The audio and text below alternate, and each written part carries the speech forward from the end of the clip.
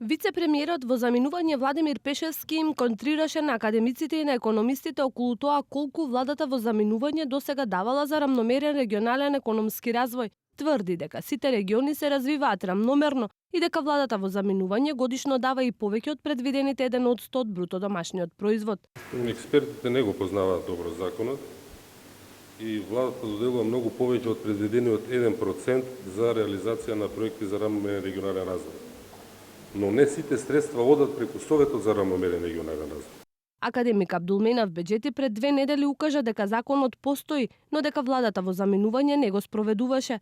Полошкиот регион според пресметките на Беџети добил 117% помалку од Пелагонискиот или 5 пати помалку од Скопскиот плански регион.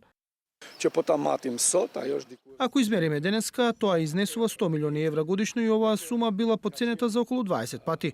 Овој фонд никогаш не реализирал повеќе од 5 до 6 милиони евра годишно. Ако успоредите 5-6 милиона евра со 100 милиони, разликата е голема.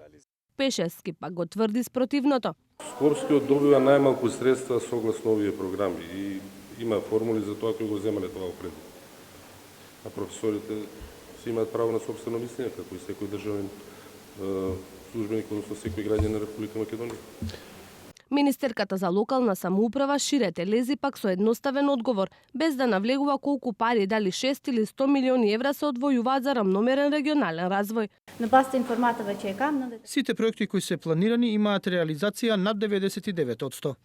Спротивно на тврдењата на Пешевски за успешноста на регионалниот рамномерен развој е Институтот за социолошко-политичко истражување.